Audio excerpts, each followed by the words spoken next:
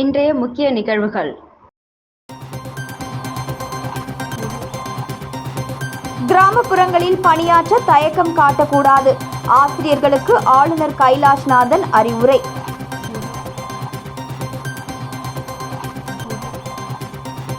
Car மோதி ஒப்பந்த ஊழியர் பலி, கிளியனூர் அருகே சோகம்.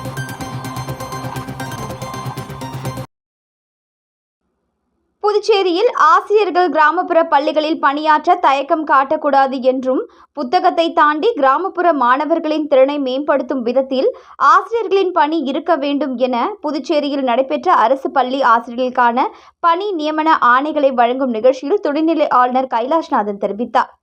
புதுச்சேரி அரசு பள்ளிகளில் கல்வித்துறையில் புதியதாக நியமனம் செய்யப்பட்ட ஆசிரியர்களுக்கு நியமன ஆணை மற்றும் ஆசிரியர்களுக்கு பதவி உயர்வு ஆணை வழங்கும் நிகழ்ச்சி கம்பன் கலையரங்கத்தில் நடைபெற்றது. விழாவில் துணைநிலை ஆளுநர் கைலாஷ்நாதன், முதலமைச்சர் ரங்கசாமி, கல்வித்துறை அமைச்சர் நமச்சிவாயம் ஆகியோர் சிறப்பு விருந்தினர்களாக கலந்து கொண்டு ஆசிரியர்களுக்கு நியமனம் மற்றும் பதவி உயர்வு ஆணைகளை வழங்கினர். தொடர்ந்து விழாவில் பேசிய முதலமைச்சர் ரங்கசாமி, புதுச்சேரியில் நல்ல கல்வி கிடைக்கிறது. தற்பொழுது நாம் அரசு பள்ளிகளில் CBSE பாடத்திட்டத்தை அமல்படுத்தியுள்ளோம். எனவே ஆசிரியர்கள் தங்களுடைய கற்பித்தல் திறனை மேம்படுத்திக் கொள்ள வேண்டும். ஆசிரியர்களை தேடி மாணவர்கள் வர வேண்டும் என்ற நிலையை நீங்கள் உருவாக்க வேண்டும்.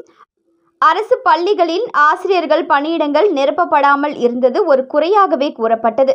அது தற்பொழுது நிவர்த்தி செய்யப்பட்டுள்ளது என்றார். தொடர்ந்து பேசிய துணைநிலை ஆளுநர் கைலாஷ்நாதன், நான் பொறுப்பேற்றதில் இருந்து முதன்முறையாக எந்தவித கேள்வியும் கேட்காதவாறு ஒரு கோப்பு வந்திருந்தது. ஆசிரியர்கள் நியமனத்திற்கான கோப்புதான். அதனால்தான் அதற்கு உடனடியாக அனுமதி வழங்கினேன். தற்போது கல்வித்துறையில் நிரப்பப்பட்டுள்ளது போல் விரைவில் அனைத்து அரசு துறைகளிலும் உள்ள பணியிடங்கள் படித்த இளைஞர்களை கொண்டு விரைவாக நிரப்பப்படும்.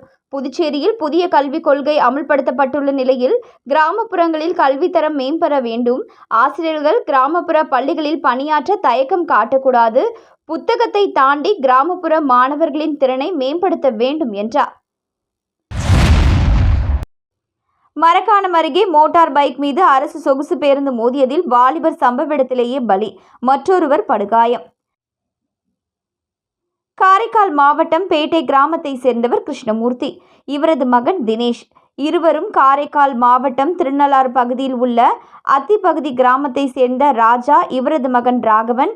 இருவரும் நண்பர்கள் ஆவர். இவர்கள் சென்னையில் உள்ள ஒரு தனியார் கம்பெனியில் வேலை செய்து வந்துள்ளனர். இந்த நிலையில் நண்பர்கள் இருவரும் காலை தனது சொந்த கிராமத்தில் இருந்து விலை உயர்ந்த மோட்டார் பைக்கில் ECR சாலை வழியாக புதுவை பகுதியிலிருந்து சென்னைக்கு வந்து கொண்டிருந்தனர். இவர்கள் வந்த மோட்டார் பைக்கை ராகவன் ஓட்டி வந்துள்ளார்.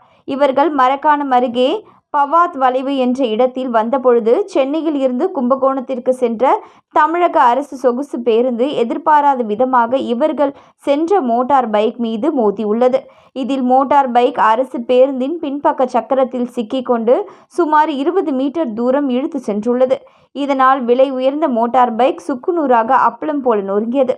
இந்த விபத்தில் பைக்கின் பின்னால் அமர்ந்திருந்த தினேஷ் சம்பவ இடத்திலேயே பரிதாபமாக இறந்துவிட்டார். மோட்டார் பைக்கை ஓட்டி வந்த ராகவன் படுகாயமடைந்தார். இது பற்றி தகவல் அறிந்த மரக்காணம் போலீசார் சம்பவ இடத்திற்கு சென்று விபத்தில் படுகாயமடைந்தவரை மீட்டு சிகிச்சைக்காக புதுவை கனகச்செட்டிக்குளத்தில் உள்ள ஒரு தனியார் மருத்துவமனைக்கு அனுப்பி வைத்தனர். மேலும் சம்பவ இடத்திலேயே உயிரிழந்த தினேஷின் உடலை கைப்பற்றி பிரேத பரிசோதனைக்காக அதே மருத்துவமனைக்கு அனுப்பி வைத்துள்ளனர். மோட்டார் பைக் மீது மோதிய அரசு சொகுசு பேருந்தில் 24 பயணிகள் இருந்துள்ளனர். இந்த பேருந்தை காட்டுமன்னார் கோவில் பகுதியைச் சேர்ந்த அருள்முருகன் என்பவர் ஓட்டி வந்துள்ளார். இச்சம்பவம் குறித்து மரக்காணம் போலீசார் வழக்கு பதிவு செய்து விசாரணை மேற்கொண்டு வருகின்றனர். உடலுக்கு சத்துள்ள, நோய் எதிர்ப்பு சக்தி மிகுந்த தர்பூசணி குறித்து தவறான தகவல் பரப்புவதா? விழுப்புரம் தோட்டக்கலை அதிகாரி விளக்கம். கோடை காலத்தில் குழந்தைகள் முதல் பெரியவர் வரை அனைவரும் விரும்பி சாப்பிடக்கூடிய நீர்ச்சத்து நிறைந்த பழமாக கருதப்படுவது தர்பூசணி. தற்பொழுது தமிழகத்தில் தர்பூசணி குறித்த சில வதந்திகள் பரவி வருவதால் விவசாயிகள் பெரிதும் பாதிப்படைந்து வருகின்றனர்.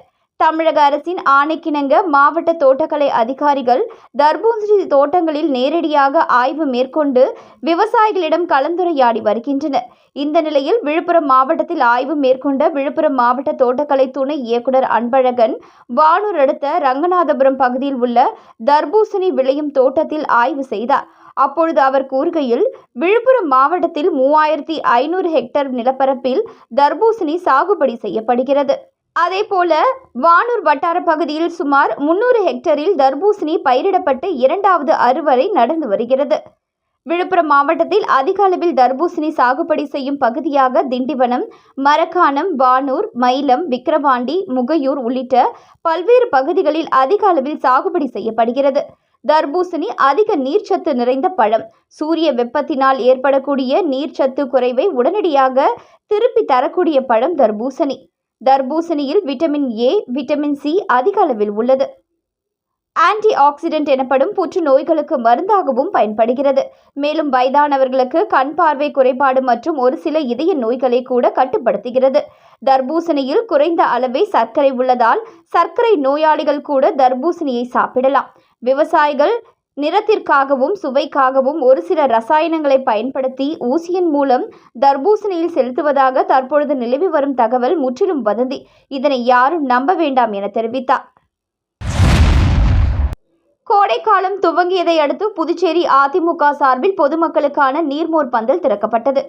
கோடைக்காலம் துவங்கியதை அடுத்து வெப்பம் வாட்டி வதைக்கிறது. இதனை அடுத்து பொதுமக்களுக்கு தாகத்தை தீர்க்கும் வகையில் புதுச்சேரி மாநில அதிமுக சார்பில் நீர்மோர் பந்தல் திறப்பு விழா உப்பளத்தில் உள்ள அதிமுக தலைமை அலுவலகத்தில் நடைபெற்றது. இந்நிகழ்ச்சியில் மாநில செயலாளர் அன்பழகன் கலந்து கொண்டு நீர்மோர் பந்தலை திறந்து வைத்து பொதுமக்களுக்கு நீர்மோர் மற்றும் பழங்களை வழங்கினார்.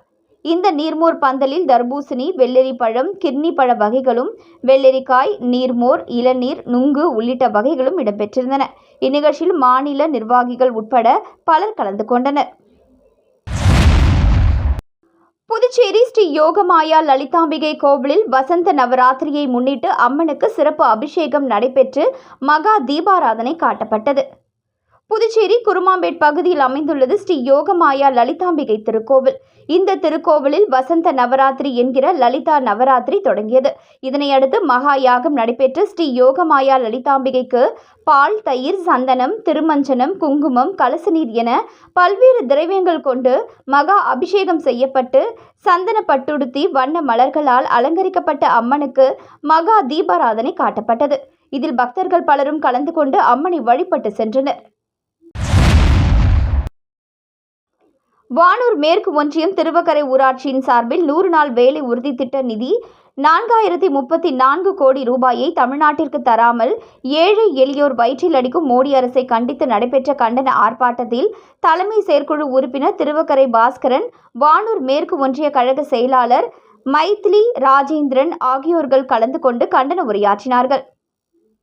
உடன் பொதுக்குழு உறுப்பினர் இளங்கோவன், அவைத்தலைவர் குப்பன், மாவட்ட பிரதிநிதி மாயகிருஷ்ணன், பொருளாளர் மகேஷ், ஒன்றிய துணை செயலாளர் வளர்மதி, முருகன், முன்னாள் சட்டமன்ற உறுப்பினர் மாரிமுத்து, மாவட்ட விவசாய தொழிலாளர் அணி அமைப்பாளர் அன்புமணி, மாவட்ட நெசவாளர் அணி துணை அமைப்பாளர் ஞானசேகர், மாவட்ட கலை இலக்கிய பகுத்தறிவு பேரவை துணை அமைப்பாளர் சதீஷ், மாவட்ட மகளிர் அணி துணை அமைப்பாளர் சாருலதா, திருவக்கரை கழக நிர்வாகிகள், மகளிர் அணி சகோதரிகள், பொதுமக்கள் பெருந்திரளாக கலந்து கொண்டனர். சாய்ராம் வித்யாலயா சிபிஎஸ்இ பள்ளியில் மழலையர் பட்டமளிப்பு விழா நடைபெற்றது. சென்னை சாய்ராம் கல்வி குழுமத்தின் ஒரு அங்கமான புதுவையில் இயங்கி வரும் சாய்ராம் வித்யாலயா சிபிஎஸ்இ பள்ளியில் மழலையர் பட்டமளிப்பு விழாவானது சாய்ராம் கல்வி குழுமத்தின் தாளாளர் முனைவர் சாய் பிரகாஷ் லியோ முத்து அவர்களின் வழிகாட்டுதலின்படி பள்ளியின் லியோ முத்து அரங்கில் கோலாகலமாக நடைபெற்றது. 2024-25 கல்வியாண்டில் பயின்ற மழலையர்களுக்கு பட்டங்கள் வழங்கப்பட்டன. விழாவிற்கு பள்ளியின் முதல்வர் முனைவர் சுதா தலைமை ஏற்றார். சிறப்பு விருந்தினராக சாய்ராம் கல்வி குழுமத்தின் கணேஷியர் முருகேசன் அவர்களும், ஆரோவில் லாப நோக்கமற்ற முன்னணி சுற்றுச்சூழல் பெண் வேதிகா ஆகியோர் கலந்து கொண்டு மழலை செல்வங்களுக்கு பட்டங்களை வழங்கி கௌரவித்தனர். குழந்தைகளின் பட்டமளிப்பு விழாவானது மழலை பருவத்திலேயே அவர்களுடைய சாதனைகளை போற்றுவதற்கும் அவர்களின் வளர்ச்சியை அங்கீகரிப்பதற்கும் தூண்டுகோலாய் அமைந்திருந்தது மட்டுமல்லாமல் பெற்றோர்கள், ஆசிரியர்கள் மற்றும் குழந்தைகளுக்கு பெருமை சேர்க்கும் தருணமாகவும் இருந்தது. சேதராப்பட்டு பகுதியில் அமைந்துள்ள டாஸ் ஆங்கில மேல்நிலைப் பள்ளியின் 32வது ஆண்டு விழாவில் அமைச்சர் சாய்ஜி சரவணகுமார் பங்கேற்று சிறப்புரையாற்றினார். சேதராப்பட்டு டாஸ் ஆங்கில மேல்நிலைப் பள்ளியில் 32வது ஆண்டு விழா பள்ளி தாளாளர் செல்வராஜ் தலைமையில் நடைபெற்றது. இதில் சிறப்பு விருந்தினராக ஊசுடு தொகுதியின் சட்டமன்ற உறுப்பினரும் ஆதி திராவிட நலத்துறை அமைச்சருமான சாய்ஜி சரவணகுமார் கலந்து கொண்டு பல்வேறு போட்டிகளில் வெற்றி பெற்ற மாணவ மாணவிகளுக்கு பரிசுகளை வழங்கி சிறப்புரையாற்றினார்.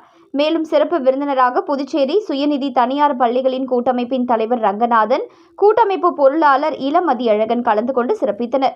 மேலும் பள்ளியின் ஆண்டு விழாவினை முன்னிட்டு மாணவ மாணவிகளின் பல்வேறு கலை நிகழ்ச்சிகள் இடம்பெற்றன. தொடர்ந்து பல்வேறு போட்டிகளில் கலந்து கொண்டு வெற்றி பெற்ற மாணவ மாணவிகளுக்கு பரிசுகள் வழங்கி பாராட்டப்பட்டது.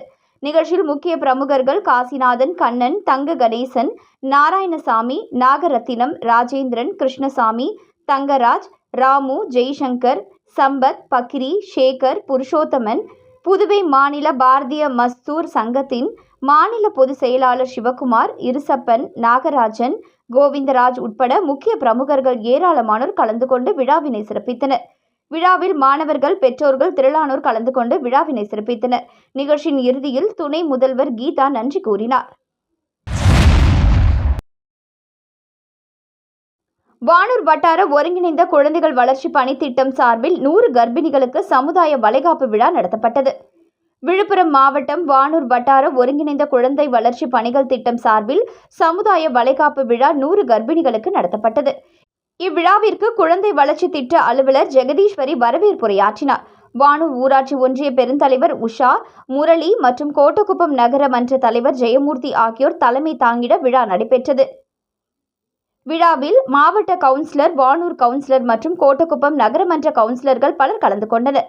விழாவில் வானூர் வட்டார மருத்துவ அலுவலர் மருத்துவர் ஜெயபிரகாஷ், மருத்துவர் சுப்புலட்சுமி, சமுதாய செவிலியர் கங்காதேவி, மேற்பார்வையாளர் தேன்மொழி, ஜெயலட்சுமி, அமராவதி, மஞ்சுளா, காந்திமதி, ராஜேஸ்வரி, மகேஸ்வரி மற்றும் அங்கன்வாடி பணியாளர்கள் மற்றும் உதவியாளர்கள் பலர் கலந்து கொண்டனர். விழாவில் ஊட்டச்சத்து கண்காட்சி மற்றும் கர்ப்பிணி பெண்களுக்கு சீர்வரிசை வழங்கப்பட்டது. விழாவின் இறுதியாக வட்டார ஒருங்கிணைப்பாளர் ராஜேஷ் நன்றியுரை கூறினார்.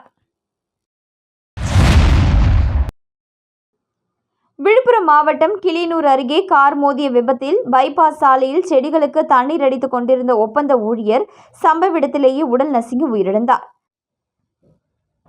விழுப்புரம் மாவட்டம் புதுச்சேரி திண்டிவனம் சாலையில் சென்டர் மீடியனில் செடிகள் நடப்பட்டு மொரட்டாண்டி டோல்கேட் நிர்வாகத்தின் மூலம் பராமரிக்கப்பட்டு வருகிறது. இந்த செடிகளுக்கு தனியார் நிறுவனம் ஒப்பந்தம் மூலம் டிராக்டரில் தண்ணீர் பாய்ச்சுவது நடைபெற்று வருகிறது. இந்த நிலையில் அந்த தனியார் நிறுவனத்தில் பணியாற்றி வரும் புளிச்சப்பள்ளத்தை சேர்ந்த தனகோடி என்பவர் டிராக்டர் ஓட்டிக்கொண்டும் கொந்தமூர் காலனியை சேர்ந்த தெய்வநாயகம் என்பவர் பின்புறமாக அமர்ந்து செடிகளுக்கு தண்ணீர் அடித்து கொண்டிருந்தார். காலை 11 மணிக்கு தைலாபுரம் அருகே தனகோடி டிராக்டரை நிறுத்திவிட்டு எதிரில் அமர்ந்தும் பின்புறமாக தெய்வநாயகம் அமர்ந்து கொண்டு பைப் மூலம் தண்ணீர் அடித்துள்ளார். அப்பொழுது புதுச்சேரியில் இருந்து திண்டிவனம் நோக்கி சென்ற PY05C7860 என்ற பதிவெண் கொண்ட கார் தெய்வநாயகத்தின் மீது பயங்கரமாக மோதி விபத்துக்குள்ளானது. இதில் காரின் முன்பக்க கண்ணாடி உடைந்த நிலையில் காருக்குள் தெய்வநாயகம் சிக்கி சம்பவ இடத்திலேயே உடல் நசுங்கி உயிரிழந்தார்.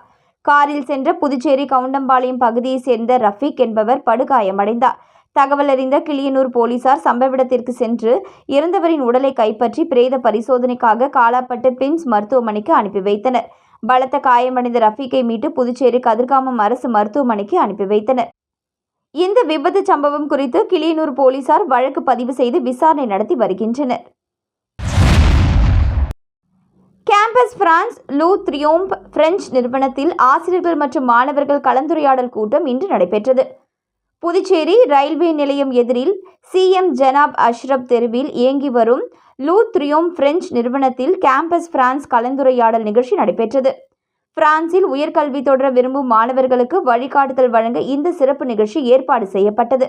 மேலும் இந்த கலந்துரையாடல் கூட்டத்தில் 100க்கும் மேற்பட்ட மாணவர்கள் கலந்து கொண்டு பிரான்ஸ் கல்வி அமைப்பு, விசா செயல்முறை, படிப்பு உதவித்தொகைகள், விண்ணப்ப நடைமுறைகள் உள்ளிட்ட பல்வேறு தலைப்புகளில் ஆலோசனைகள் பெற்றனர். கேம்பஸ் பிரான்ஸ் பிரதிநிதிகள் மாணவர்களின் சந்தேகங்களை கேட்டறிந்து அவர்கள் எதிர்கொள்ளக்கூடிய சவால்களுக்கு தீர்வுகளை வழங்கினர். இதனைத் தொடர்ந்து நிகழ்ச்சியில் பங்கேற்ற மாணவர்கள் இந்த நிகழ்ச்சியில் பங்கேற்றது பெருமை அளிப்பதாகவும் நிறைய சந்தேகங்களை தெரிந்து கொள்ள இந்த நிகழ்வு ஒரு நல்ல வாய்ப்பாக அமைந்தது என்றும் மாணவர்கள் தெரிவித்தனர். மீண்டும் இன்றைய முக்கிய நிகழ்வுகள்.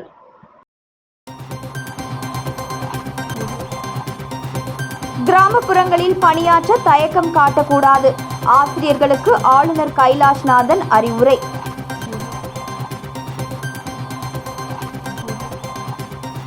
கார் மோதி ஒப்பந்த ஊழியர் பலி. கிளியனூர் அருகே சோகம்.